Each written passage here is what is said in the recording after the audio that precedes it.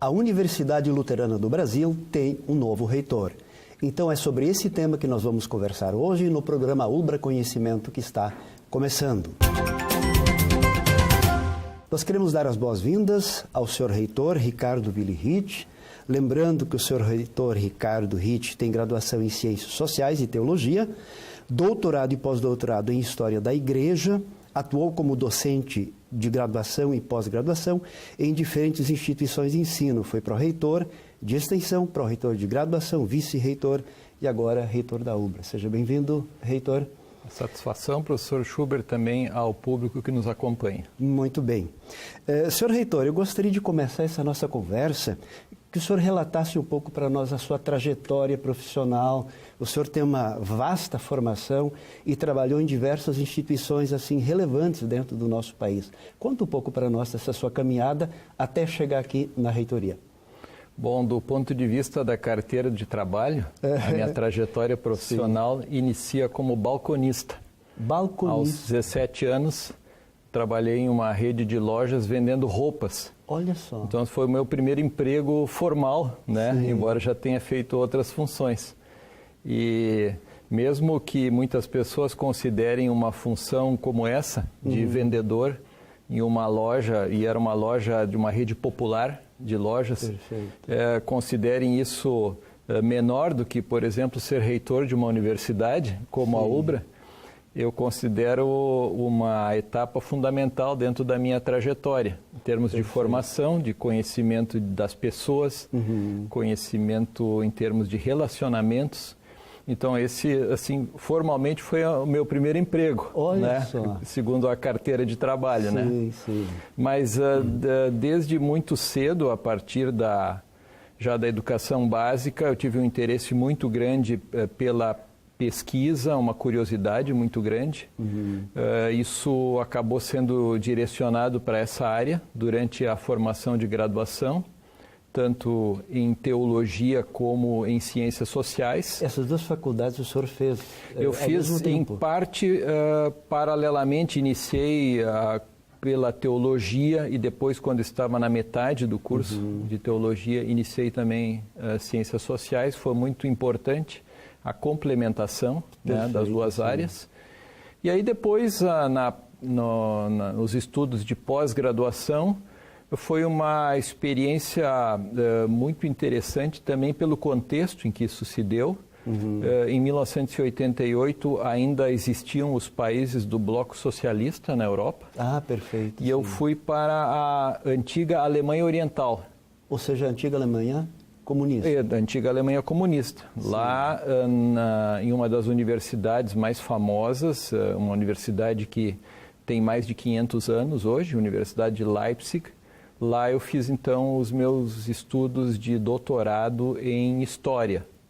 E aí me especializei justamente no movimento que originou uma série de instituições e movimentos, a exemplo do que é a Ubra hoje. Eu me especializei na pesquisa sobre história da reforma, pensamento da reforma e dediquei e dedico ainda boa parte da minha pesquisa a essa temática.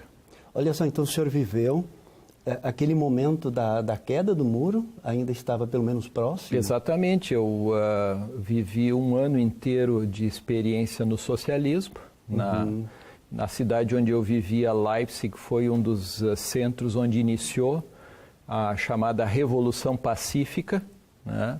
E a partir daí toda aquela reviravolta que aconteceu no leste europeu, um dos primeiros países a sofrer essa mudança foi a Alemanha Oriental, depois houve a reunificação, né, após a queda do Muro de Berlim. Inclusive alguns pedaços do Muro de Berlim eu tenho na minha casa hoje. Olha só. Aproveitando aquele movimento simbólico muito importante da queda do muro, né? Sim. Olha, de fato é um marco mundial. Sem dúvida. Uma perspectiva diferente nas relações político-econômicas e tal. Não, e um movimento que levou para as ruas milhares de pessoas, que derrubou uma ditadura que tinha mais de 40 anos, sem que se perdesse uma vida. Olha Então só. isso foi uma coisa assim impressionante, principalmente se a gente pensa a partir do contexto brasileiro que é marcado por tanta violência, Sim, né? sim. No contexto urbano, mesmo violência quando temos protestos sociais, Perfeito. pessoas que perdem a vida, que são agredidas. Sim. Um contexto marcado por tanta violência nas redes sociais, Sim, tanto sim. ódio, né, Assustador, tanta agressão. exato. E ali o que se vivenciou a partir de outubro de 1989, 89, na Alemanha Oriental, foi muito marcado pela perspectiva de sim, vamos essa opressão que nós vivemos aqui, essa opressão política, Sim. mas vamos fazê-lo de forma pacífica. Pacífica. E isso foi muito marcante, mostrou para a humanidade que dá sim para se alterar regimes políticos de outra forma que pela violência. Olha só, que maravilha, isso é uma experiência e tanto, né? Sem dúvida. E lá o senhor fez então o seu doutorado e também o pós-doutorado. Lá eu fiz o doutorado, isso que foi concluído em 1992, e 8 anos depois retornei para lá para fazer, então, desenvolver um estágio pós-doutoral financiado pela CAPES, que foi, então, que tematizou justamente a história da imigração europeia no Brasil, especialmente no Rio Grande do Sul, e de que forma esse movimento imigratório influenciou no surgimento do associativismo, ou seja, como se organizaram, então, associações que são uma base até hoje, né, no sul do Brasil, em diferentes atividades, né? Tanto digamos assim, no mundo econômico, mas também no mundo organizacional da própria sociedade religiosa. Né? Exatamente, no contexto religioso, no contexto financeiro. Aqui no Rio Grande do Sul foi fundada a primeira cooperativa de crédito da América Latina. Olha só. Já também como uma sequência desse movimento associativista. No contexto do lazer, também as sociedades de canto, as sociedades esportivas. Nós temos hoje, por exemplo, aqui próximo em Porto Alegre, né, a SOGIPA, né, Sociedade Ginástica, né? Isso foi fundado como Turnverein, né, ou seja, a Associação Esportiva, né? E também em múltiplas cidades da região sul do país. Esse potencial de organização comunitária é muito forte no sul do Brasil, em grande medida por causa dos movimentos imigratórios. Dessa cultura comunitária. Exatamente, exatamente. Aí eu vejo uma alternativa para o nosso país, do ponto de vista de uma maior representatividade das localidades, dos municípios, né? Hoje em dia, muito da desigualdade que se vive no Brasil se dá pelo fato da maior parte da concentração dos recursos se dá no nível federal. Perfeito, quer dizer, a federação assume esses recursos, distribui de forma desigual e acaba também com essa concentração dos recursos, permitindo também que esquemas de corrupção acabem desviando esses recursos. Esse é um problema do nosso país, a concentração dos recursos apenas no nível da União. E na mão de poucas pessoas e não de grupos sociais que fariam uma gestão muito mais eficiente desses recursos. Exato, porque as pessoas nos municípios, elas estão ali controlando, evidenciando, né? Nós temos hoje apenas uma parcela, por exemplo, da educação básica vinculada aos municípios, que são os primeiros anos da educação básica, né? Exato, e nós deveríamos ter uma participação, um protagonismo muito maior dos municípios nesse âmbito, né? Com a implantação do Sistema Único de Saúde, do SUS, também se delegou jamais para os municípios, né? Esse foi um movimento importante, mas isso precisa avançar muito mais. Precisa avançar muito mais no Brasil. E como é que o reitor vê hoje a educação como um todo nesse contexto brasileiro? Nós temos alguma esperança ou a nossa perspectiva ainda está um pouquinho distante? O que o Brasil precisa? O Brasil precisa destinar massivamente recursos para a educação básica, Nós, na universidade, percebemos isso. Nós recebemos hoje alunos que vêm do ensino médio com seríssimas deficiências do ponto de vista da aprendizagem. Eu falo isso como professor que, por muitos anos, trabalhei com alunos dos primeiros semestres dos cursos. Alunos que não conseguem interpretar um texto, que não conseguem redigir um texto, que não conseguem formular algum conceito, questões básicas que são trabalhadas na educação, desde a educação infantil, e que pessoas que ingressam hoje na universidade não têm condições, elas não dominam essas competências. Sim, não chegaram lá. E aí nós precisamos fazer um esforço enorme durante 4, 5 anos na universidade para que os estudantes recuperem todo esse déficit de aprendizagem. Então, existe aqui, de fato, uma deficiência muito grande no Brasil na educação básica.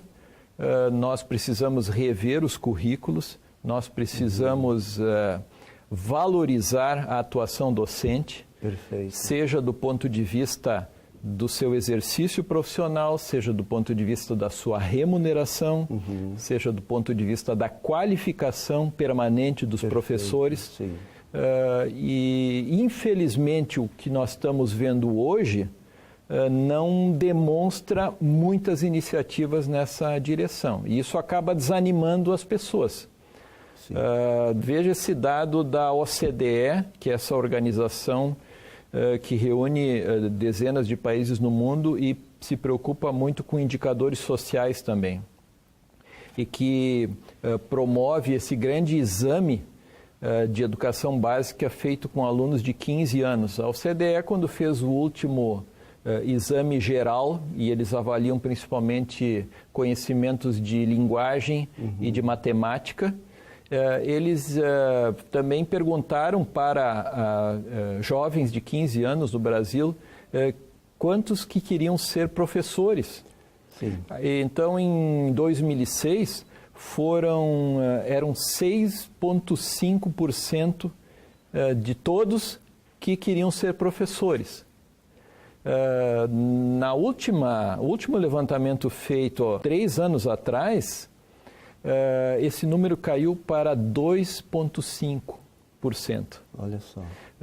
E aqui nós estamos falando da profissão que tem o maior número de profissionais no Brasil. Existem mais de 22 milhões de professores no Brasil hoje. Então, isso é muito desalentador, ver que os jovens cada vez menos querem ser professores, muito em razão desse quadro.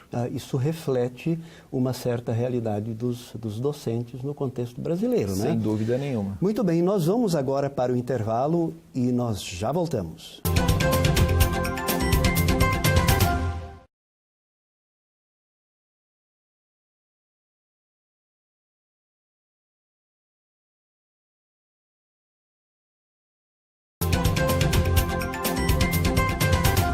A Universidade Luterana do Brasil tem novo reitor. Esse é o tema do Ubra Conhecimento desta semana. Estamos conversando com o reitor da Ubra, Ricardo Willi-Ritt. Senhor reitor, como está a nossa universidade diante da avaliação do MEC, que periodicamente avalia os cursos de todas as universidades brasileiras? Como a Ubra se encontra nessa perspectiva em relação à avaliação do Ministério da Educação?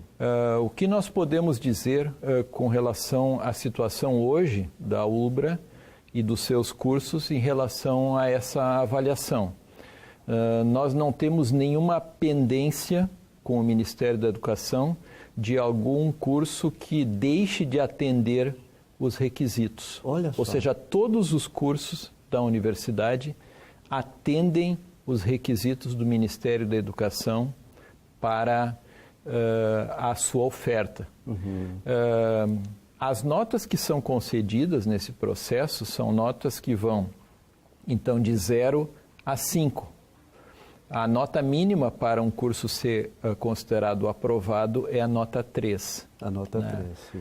A Ubra hoje está chegando a quase 80% dos seus cursos com as notas 4 e 5. Olha só, 5 é o teto. O teto, 5 equivale a excelente. Então, nós podemos dizer que estamos quase alcançando 80% dos nossos mais de 140 cursos com notas muito bom e excelente. Mas também eu quero lembrar aqui a nossa autoavaliação. Perfeito. O processo de autoavaliação que a universidade desenvolve. Nós temos uma comissão própria de avaliação que é completamente autônoma em relação à reitoria, em relação a outras instâncias, e essa comissão própria de avaliação sistematicamente envia para estudantes, professores, funcionários, questionários perguntando sobre todos os aspectos ligados à aprendizagem. E essa avaliação acontece todos os anos? Ela acontece todos os anos. No mês de setembro. Exatamente. Então, é muito oportuno nós estarmos conversando hoje, porque toda a universidade está sendo convidada a participar desse processo de avaliação agora no mês de setembro. Até o dia 30 é muito fácil participar através do site da universidade, no link do autoatendimento. Perfeito. Ali cada qual responde o formulário específico de acordo com a sua categoria dentro da universidade. Exato. Se é estudante, se é técnico administrativo, se é professor, todos participam então, porque nós temos todo o planejamento estratégico da universidade, o plano de desenvolvimento institucional, que é crucial para o nosso desenvolvimento, todo ele está baseado, tudo isso está baseado na avaliação institucional. Olha, que maravilha. E nesse processo todo, nessa avaliação institucional e na nossa boa qualidade, notas 4 e 5, e aí também o docente tem uma contribuição grande. E o senhor reitor, que foi docente a vida toda, a gente praticamente Eu sou ainda docente. Isso. Ainda é docente. Todas as hoje. sextas de manhã, esse semestre, eu tenho aula com a minha turma de mestrado e doutorado em educação. Olha só. E qual, na sua percepção, são os maiores desafios dos docentes na atualidade? O grande desafio que os docentes têm é o de revisar permanentemente o seu papel. Hoje em dia, ninguém mais domina completamente o conhecimento em uma área. Claro. Basta a gente ver todos os anos a entrega do Prêmio Nobel. Geralmente, quando alguém ganha um Prêmio Nobel em física, matemática ou medicina, não é um indivíduo só. Exato. E se é um indivíduo só, é um indivíduo com toda uma equipe. O conhecimento hoje, ele é produzido de forma coletiva. Eu, como professor especializado na área de história, tenho à minha disposição e à disposição dos meus alunos informações e conhecimentos sistematizados de todos os lugares do mundo. Perfeito. E isso precisa ser usado para a aprendizagem que acontece em sala de aula. Quando nós definimos a nova missão da universidade, em 2016, nós assumimos um risco muito grande. A definição que todos na UBRA trouxeram foi de que a UBRA quer ser uma comunidade de aprendizagem. Olha só. E que seja eficaz e inovadora. Exato. Uma comunidade de aprendizagem, veja, não estamos falando em professor, não estamos falando em aluno, nós estamos falando em uma comunidade que cria um ambiente favorável à aprendizagem, em que todos aprendem. Todos aprendem, inclusive o professor. Inclusive o professor. O papel do professor, hoje em dia, é principalmente o de ser um mediador, alguém que acompanha pessoas em sua aprendizagem. Pessoas que permanentemente buscam a autogestão da sua aprendizagem. Há um dado estarrecedor que eu li recentemente de que em 5 anos 50% das profissões no mundo terão desaparecido. Olha só. E terão sido substituídas por outros 50% de profissões que para as quais nós nem temos o nome ainda hoje. Como um profissional acompanha isso? Veja, um lapso, nós estamos falando de meia década, 5 anos. Sim. Como um profissional se atualiza, acompanha esse desenvolvimento? ele precisa estar permanentemente aprendendo. Sim. Ele precisa ser um autogestor da sua aprendizagem. Sim. E o período que ele passa na universidade, seja como estudante de graduação, seja como estudante de pós-graduação, é um período em que ele deve aprender a pesquisar, a buscar as informações, a buscar os conhecimentos, a sistematizar os conhecimentos. Isso já é uma tarefa que se exige de qualquer cidadão hoje em dia. Perfeito. Basta ver o que nós estamos vivenciando hoje. Sim. Com o desenvolvimento, por exemplo, nas redes sociais, de algoritmos que levam a pessoa a estar dentro de uma bolha, onde ela só recebe as informações e as coisas que ela quer ler ou ouvir, que é o que nós vivenciamos hoje a partir de redes sociais, né? Cada vez mais o desafio da pessoa é ser autônoma no que diz respeito às informações e aos conhecimentos que são disponibilizados. Esse é o papel, esse é o desafio. E o professor conduz os alunos nesse processo.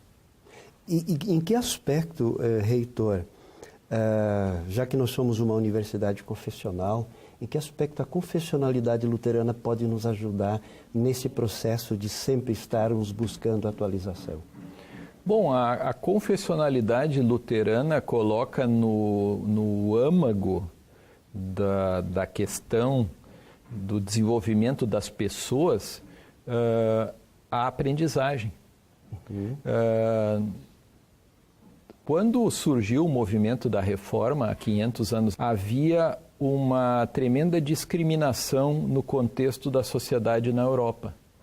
Naquela época se dizia que havia vocações apenas no âmbito religioso, Perfeito, que sim. os padres, os monges, as freiras eram os vocacionados, né? Enquanto que o povo leigo não tinha vocação. Aqueles que se dedicavam à agricultura, ao comércio, Sim. à indústria, esses não tinham vocações, ou seja, as profissões que eles exerciam eram menores do que as demais. Sim. O movimento da Reforma ajudou a romper com isso e assumiu a premissa de que todas as vocações, todas as profissões são legítimas e elas permitem à pessoa colocar-se então a serviço dos que estão ao seu redor. No caso mudança de paradigma, né? Certamente, a pessoa, no caso da pessoa que tem uma convicção de fé, a pessoa que crê, né, e que quer se colocar a serviço das pessoas ao seu redor, ela vai buscar necessariamente a sua qualificação, o aperfeiçoamento da sua vocação, seja como agricultora, seja como comerciante, seja como professor, vai buscar essa qualificação para poder corresponder da melhor forma a isso. Então, todas as sociedades onde o luteranismo esteve muito presente, desde 500 anos atrás, tiveram uma presença muito forte no que diz respeito a escolas e universidades.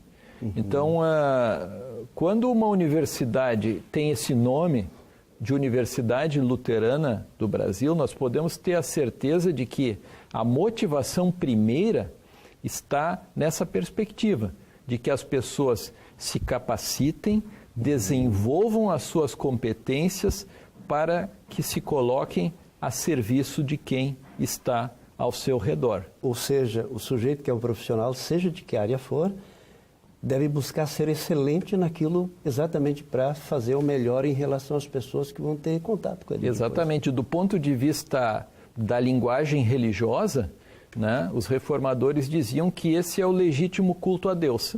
O culto a Deus, quando se fala em culto a Deus, né, geralmente se pensa assim, não, num templo, né, numa igreja, num lugar fechado com uma liturgia. Não. O culto a Deus, né, Lutero usava a língua alemã, né, a partir da sua origem, falava em Gottesdienst, né, o serviço a Deus, servir a Deus. Onde ele acontece? Em todos os lugares. Né? A pessoa que é considerada justa por Deus na perspectiva da fé, ela não precisa mais fazer coisas para conquistar sua salvação. Né? A pessoa, a partir da sua fé, se coloca a serviço de quem está ao seu redor. E isso vale também mesmo para pessoas que não têm uma motivação de crença, uma motivação religiosa. Mesmo essas pessoas também têm podem ter essa perspectiva muito importante. Por isso, a aprendizagem associada à ética está no centro também dos nossos currículos na universidade. Muito bem. Senhor Reitor Ricardo Ritt, nós estamos chegando ao final do nosso programa. Qual é o seu recado final, assim, para a gente fechar este segundo bloco? Bom, nós, na ULBRA, a partir de 2009, quando assumiu a reitoria o professor Marcos Fernando Zimmer, meu antecessor, e eu, na época, já integrava também a reitoria em outras funções. Houve uma decisão muito clara no sentido de buscar ao máximo possível a participação de todos na definição dos destinos da universidade e principalmente na interação com a comunidade ao redor da universidade, com o mercado que recebe os profissionais, os egressos da nossa instituição. E nós estamos buscando aprofundar cada vez mais esse processo de participação, de busca, de diálogo. E esse eu entendo que é o grande desafio dentro do qual nós queremos avançar. Nós queremos avançar, seguir nessa linha, porque não existe outra maneira. Do contrário, uma instituição acaba se isolando, ela não dialoga mais e ela acaba sendo, então, dispensada pelas pessoas. Porque eu preciso de uma universidade se ela não forma os profissionais que eu preciso, se ela não interage com a comunidade, se ela não acompanha efetivamente as pessoas na aprendizagem que elas necessitam, que elas buscam. Então, esse é o grande desafio, né, que eu vejo. A reitoria está muito imbuída disso e nós sentimos que há um respaldo muito grande de toda a comunidade acadêmica para seguirmos nessa direção. Muito bem, muito obrigado, Reitor Ricardo Ritt, por essa conversa. Muito obrigado você pela companhia e nós nos encontramos na próxima semana para mais um ULBRA Conhecimento. Até lá!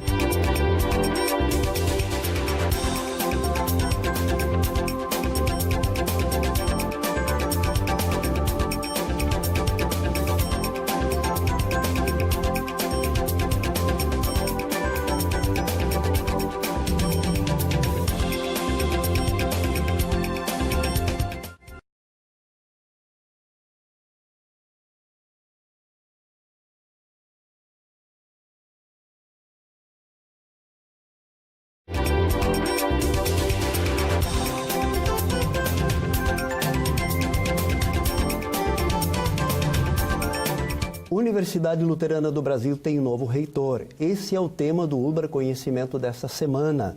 Lembre, é neste sábado ao meio-dia, aqui na ULBRA TV.